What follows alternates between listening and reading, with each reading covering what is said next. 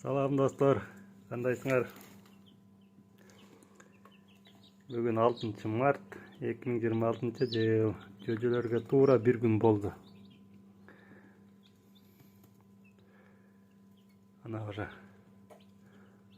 активный жемди жеп атышат, суун ичип атышат, чычып атышат, уктап атышат.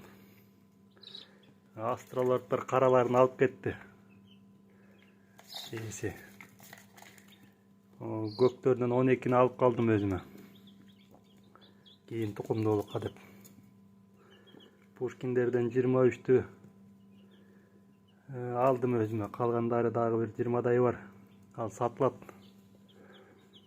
Кимге кызык болсо WhatsApp номерди кыстарып коймо видеонун бир бурчуна. Мына ушундай болуш керек да, жөжөлөр деген. Bir gün өткөндөн эле жемин жеп, суу ичип, уже чуркап калыш керек. Жеми деген толук рационду атайын жөжөлөр үчүн жем. Суусу таза суу, фильтрованный, үйдө жана фильтрованный аппарат бар. Фильтровать эткенчи. Ошондуку менен жылымык кылып, муздак эмес, жылымык кичине. Ичип атпайбы? Жанагы акыр менен ошо суу куйгучум жок, заказ кылгам. Кытайдын таможнясы жабык болуп. Айла жок. Бир эптеп атам. Биринчи күндөн баштап эле материал хыбы. Ошону төшөйм, үстүнө анан эки сол кылып узун жем төгүп коем, акырындан 1-2ден чокуй беришет. Андан кийин bir күн өткөндөн кийин эле талашып калышат. Bir күн өткөндөн кийин жанагы чыкпай калган жөжөлөр барго, башында токтоп калганчы бир 7-нчи күнү текшергенде. Ошолорду бышырып коюп коем холодильникке. Анан жөжөлөр чыкканда ошол bir күн өткөндөн кийин майдалап туруп анан жемпемине ошого чачып коем. Анан көрүп алып бир ооз тийип алгандан кийин улак башталат да. Ошол эң негизгиси ошол температура жөжөлөргө. Лампочканы баары бир жерге үйүлүп калса, ылдыйлатып коем. Ооздор накактап ачып калса, көтөрүп коем. Ошону терморегулятор жок болгондон кийин ошо менен эле ылдыйбай кылып чыгып туураламай да. Анан жеми жөжөлөр үчүн атайын.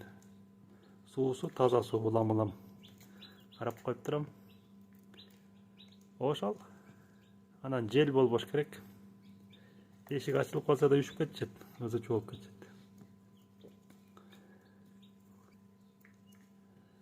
Анан мына инкубатордо дагы калды мынча. 4 астролор, 4 пушкинский. Бул эми кийинки салган, 2 күндөн кийин салгам. Да инкубаторгачы. Ошолордука булар менен чогуу чыккандардыкы анда кыстарып коем. Токтоп калды. Эми ал жумурткалар кичине көбүрөөк анан суукта чогулткан болчумун. Ошол кыскача. Видео мен ошондой кылам да чыгып. Биринчи күндөн баштап чыгып баштаганда эле 4 саат сайын алып турам чыккандан кийин. 4 сааттан кийин кургагандан кийин. Антпесе чыйылдап кургаганча миин жеп коет. 4 саат, 5 сааттан кийин алсаң жакшы кургап, кичине укташат да чыгарым менен кичине эле. 1-2 мүнөт чыйылдайт, анан уктайт. Аманы көрдүңбү чуркап жүргөн. Булар пушкинскийлер, моолар. Уктап атканда детлер австралиялар көп. Телефондо кучкулураак кылып көрсөтүп атпайбы? Аны көрсөң кичине эле бозала. Ошол бир бурчка бир суу, тиги бурчка бир суу, тиги бурчка жем, бул бурчка жем кылып койдум. Эми бул бир 5 күнгө чейин, андан кийин батпай калышат бияка. Чоң брудерге которуш керек, бөлүп туруп. Ошол кыскача жаңылыктар. Анан ким? Өзбекстанданбы бирөө эле сурап атат.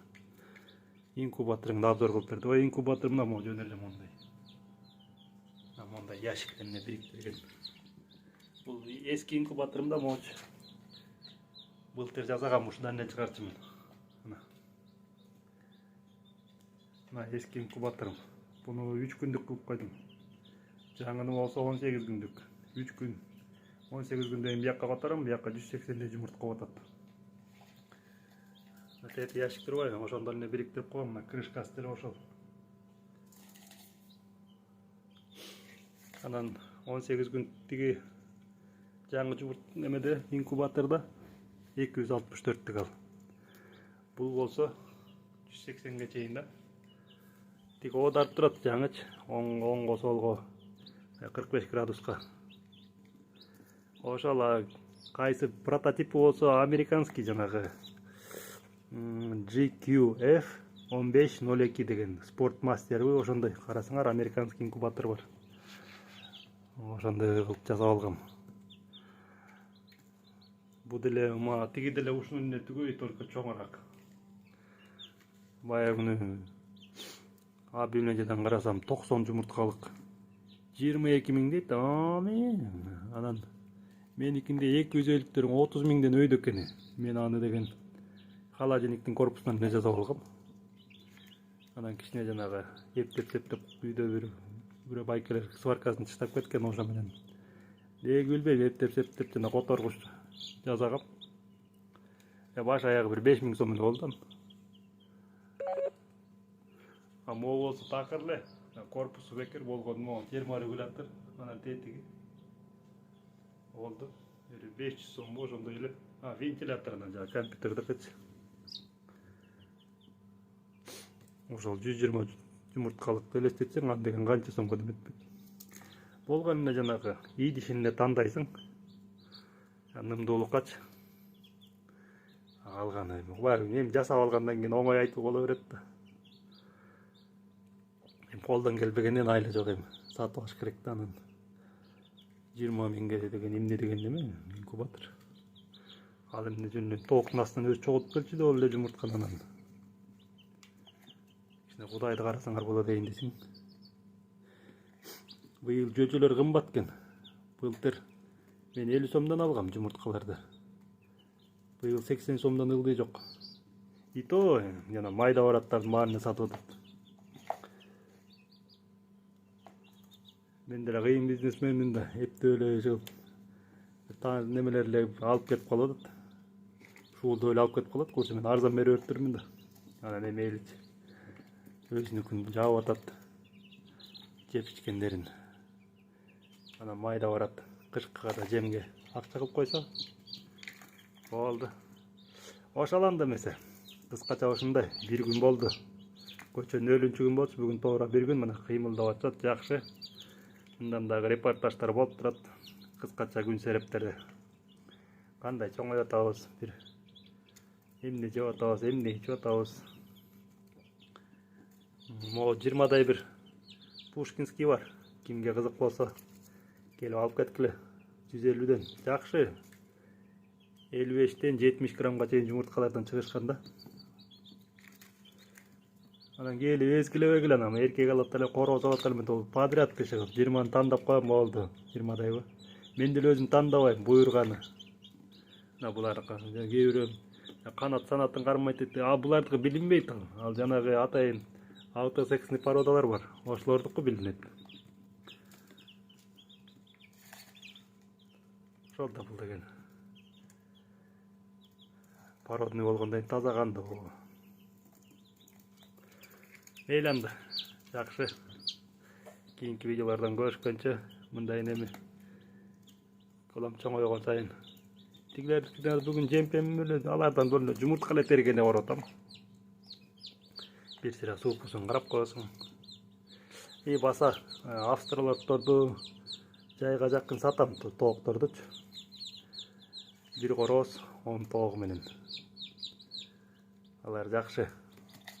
Жумуртка бериши, корозду активникин аябай жакшы, мага жакты. Эки эле жумуртка моголор чыкпадыбы? Ошо мен тергенде эки эле жумуртка неоплод болуп калган. 70ге жакын жумурткадан элестете бер. 70тен эки немесе эле. 3%. 3ке да жетпеген процент уруктанбай калган. Калган бүт уруктанбай. Пушкинскийлердики деле уруктантырым, жата мен неметип койгом, кийин чаап көрсөм бар экен, болгону мен суукта терип калгам да, алардыкын кечирейикчи. Ошону үчтүп алыптырмын ал жумурткаларын. А деле жакшы. Андай көптөр да. 12 Өзüme атайын bir тоқ бар öyle жаққан маға. 2 тоқ ошолордукун терип алгам. Баштары жашыл болып тұр ғой. Зеленка болып жүргендер. Стяжка заказ бергем, ада келбейді. Атайын ошо тұқымдуулукка жұмыртқаларын өңдөрү да формасы ошондой болсунчу деп тұқымдарын тұқымына береткен да өңү формасынчы. Ошол жакшанда достор, жакшы тургула. Мына бул болсо, бул жаңы, бул 18 күндүк. Жаңы сатып алгам атайын. Мына бул которулуп эле турат 18 күн бою. 2 саат сайын оңго солго 45 градуска. Корпусу холодильниктен жана мороженедик. Эшиги пеноплекс айнеги менен бияк болсо дем алгычы. Тиги менен терморегулятор XM18. Болду, андан башка эчтеке деле жок. Тигидей ушундай эле болгон ал кичинерээк. Буга 264 падат. 264түк. Ар бир могу немеге 88ден да. Ошо.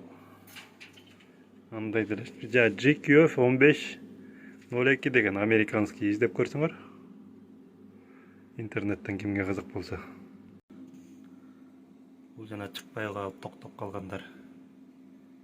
5-inde bir ökün, 9'unda, 5'inde 2, 8'inde, 4'ünde. 10'unda Австралордтон, анан 5'inde.